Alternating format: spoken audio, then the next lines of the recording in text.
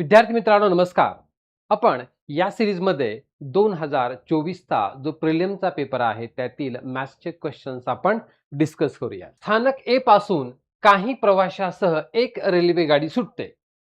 बी स्थानकावर 50% प्रवासी उतरतात. 50% 1/2 निम्मे उतरतात आणि 25 नवीन प्रवासी चढतात. सी स्थानकावर ट्रेनमध्ये उपस्थित असलेल्या प्रवाशापैकी 40% प्रवासी उतरतात. 40% म्हणजे 2/5 उतरतात आणि 40 नवीन चढतात. आता रेल्वे गाडीत उपस्थित प्रवाशांची संख्या ए स्थानकावर चढलेल्या प्रवाशांच्या 40% इतकी आहे. तर किती प्रवासी स्थानक बी वर उतरले. आता सुरुवातीची जी संख्या आहे तर आपण ही 2 आणि 5 यांचा मल्टिपल 5 दुनी 10 10x मानूयात. आता आपण x ही मानलं तरी काही फरक पडत नाहीये, पण जेव्हा x/2 उतरले म्हटले की फ्रॅक्शन येतो आणि अपूर्णांक आला की आपला वेळ जास्त जातो. म्हणून सुरुवातीची प्रवासी संख्या ही सुरुवातीला आपण 10x मानूयात. आता सुरुवातीला 10x मानली, मग काय झालं, बी स्थानकावर 50% उतरले म्हणजे 10x मधले निम्मे म्हणजे 5x याच्यात उतरले आणि ट्रेनमध्ये शिल्लक आले 5x. आणि काय झाले, आणि 25 प्रवासी नवीन चढले. 5x अधिक 25. पुन्हा सी स्थानकावर रेल्वे गाडीत उपस्थित असलेल्यापैकी 40% प्रवासी उतरतात व 40 प्रवासी हे नवीन चढतात. आता पहा, याचे 40% म्हणजे 2/5 उतरतात. आता 5x गुणिले 2/5 इकडे आपण केलं तरी चालेल. 5x गुणिले 2/5 5 कटलं, 2x उतरले, मायनस करूयात. आता 25 गुणिले 2/5 5 5 25 10 उतरलेत. आता शिल्लक प्रवासी 5x मधून 2x गेले 3x आणि 25 मधून 10 गेले 15 आहेत. आता हे जे शिल्लक असलेले प्रवासी किती आहेत पहा, आणि उतरतात आणि 40 प्रवासी हे नवीन चढतात म्हणजे +40. आता ही जी संख्या आहे 3x अधिक 55 प्रवासी झाले. आता 3x अधिक 55 ही प्रवासी संख्या स्थानक ए वर चढलेल्या प्रवाशांच्या 40% आहे. आणि सुरुवातीला ए स्थानकावर किती चढले होते, 10x चढले होते. म्हणजेच 10x चे 40%, 10 चे 40% 4x आहे. ही संख्या किती आहे, 4x. आता 3x इकडे मायनस होईल, 4x वजा 3x, x बरोबर 55. x ची किंमत आपल्याला भेटली 55. याचा अर्थ स्थानक ए वर 10x प्रवासी चढले होते. म्हणजे ए स्थानकावर चढलेल्या प्रवाशांची संख्या 10 गुणिले 55 550 आहे. पण आपल्याला प्रश्न काय आहे, तर किती प्रवासी स्थानक बी वर उतरले. स्थानक बी वर हे किती उतरले, 5x उतरलेले आहेत. म्हणजेच याच्या निम्म 10x च्या निम्म 5x उतरले आहेत. म्हणजेच 550 डिवायडेड बाय 2 हाफ 275 प्रवासी हे स्थानक बी वर उतरले आहेत. आता पहा, सिम्प्लिफिकेशन याचा क्वेश्चन आयोग हे आपल्याला अलीकडच्या काळात फ्रिक्वेंटली विचारत चाललाय. मग इथं आपल्याला काय पाहिजेत, फॉर्म्युले पाठ पाहिजेत. आता हे कोणत्या फॉर्मॅटमध्ये बसतं, तर हे बसेल a² - b² divided by a - b. आता याचं एक्सपान्शन आपल्याला माहिती आहे.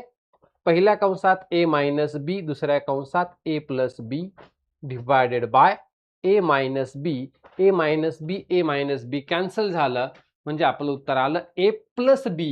पण a बरोबर किती आहे, तर 3.49 आणि b बरोबर 0.51. म्हणजेच a + b बरोबर 3.49 + 0.51. आणि आफ्टर ॲडिशन करून याचं उत्तर आपल्याला किती भेटलं, 4. Option number 1. समीरने एकूण 360 रुपयाला काही सफरचंद खरेदी केले. जर त्याला प्रत्येक सफरचंदावर 3 रुपयाची सूट मिळाली असती तर तो 25% अधिक सफरचंद खरेदी करू शकला असता. तर सुरुवातीला किती त्यानं सफरचंद खरेदी केले.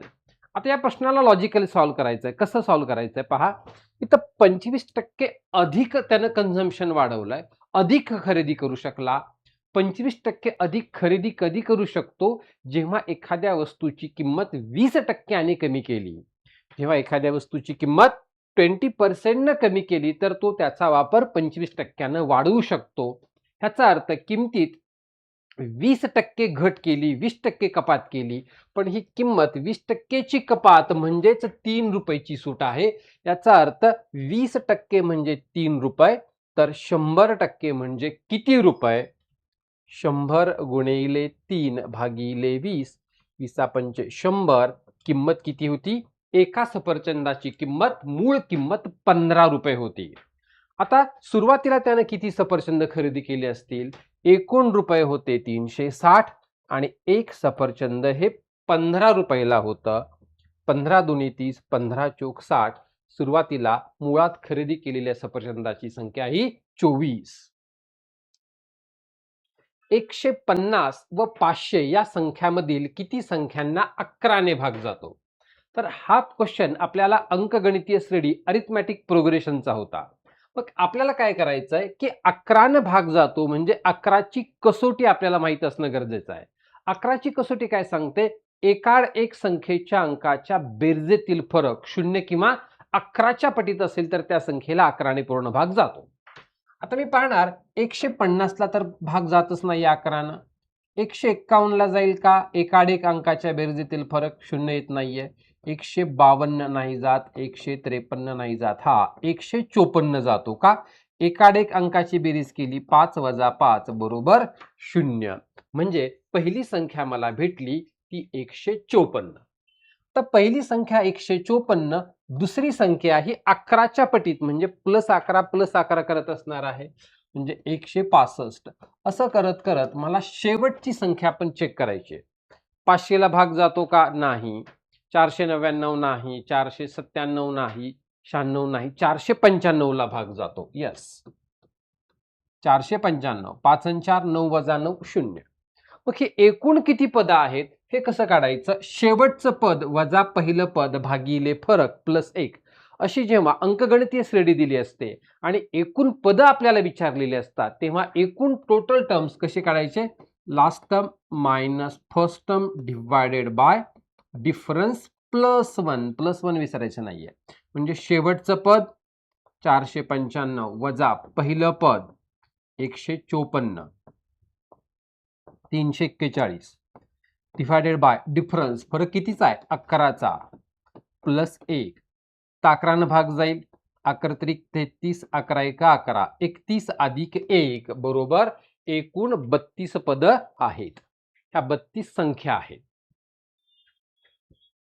जर एका कुटुंबाचे मासिक उत्पन्न 40,000 असेल तर त्या कुटुंबानं घरभाडं, हे घरभाडं, त्यानंतर किराणा माल हा 90 डिग्री आणि प्रवास हा 70, एकूण किती खर्च केला? आता डिग्रीमध्ये जर आपण इथं बघितलं तर इथं पहा 110 अधिक 90 200 अधिक 70 270 खर्च केला. आता 270 डिग्रीमध्ये खर्च केला कितीपैकी? संपूर्ण सर्कल 360.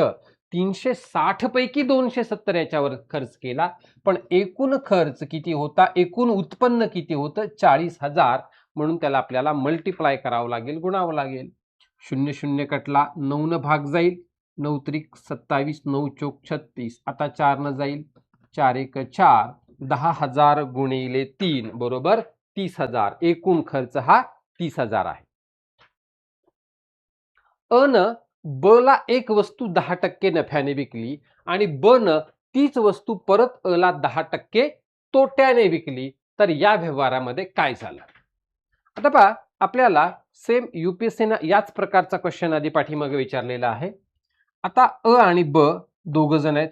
सिंपल, अ न काय केलं? 100 रुपयाची वस्तू 110 ला ब ला विकली, म्हणजे अ न इथं 10 रुपये नफा कमवला. आता ब न अ ला ही वस्तू 10% तोट्यानं, पण जेव्हा ब विकेल तेव्हा 110चे 10% घ्यावे लागतील तोटा. 110चे 10% म्हणजे 11 रुपये तोट्यानं विकेल. 11 रुपये तोटा म्हणजे 110 ची वस्तू हा अ ला परत 99 ला खरेदी करेल. आता अ 99 ला खरेदी करेल म्हणजेच अ ला पुन्हा 100 ची वस्तू 99 म्हणजेच अ ला पुन्हा इथं अजून 1 रुपये नफा होईल. म्हणजे जर पाहिलं तर अ ला एकूण नफा हा 11 रुपये झाला आणि किती रुपयाच्या खरेदीवर 100 रुपयाच्या खरेदीवर 11 रुपये अ ला नफा झाला. म्हणजेच अ चा 11% नफा झाला. 18 मीटर लांब व 12 मीटर रुंद असलेली जागा व्यापण्यासाठी 30 सेंटीमीटर बाजू असलेल्या चौरसाकृती किती फरशा लागतील? आता पहा, इथे आपल्याला फरशांची संख्या काढायची आहे. पण इथं एकक बघणं फार गरजेचं आहे. एक एकक कशामध्ये आपल्याला आहे? एक एकक मीटरमध्ये आहे आणि एक एकक सेंटीमीटरमध्ये आहे. आता आपल्याला दिलंय 18 मीटर लांब आणि 12 मीटर रुंद. पण फरशीची साईज 30 सेंटीमीटर, आपल्याला सगळं सेंटीमीटर मध्ये करून घ्यावं लागेल. म्हणजे 1800 सेंटीमीटर 1200 सेंटीमीटर. आता मग हॉलचा एरिया भागिले फरशीचा एरिया, एकूण फरशीची संख्या कशी काढणार? हॉलचा एरिया भागिले फरशीचा एरिया. मग हॉलचा एरिया किती आला? 1800 गुणिले 1200. खूप विद्यार्थी काय करतात, फरशीचा एरिया न घेता फक्त 30 घेतात. ही चूक परीक्षेत करायची नाही. फरशीचा एरिया घ्यायचा 30 गुणिले 30.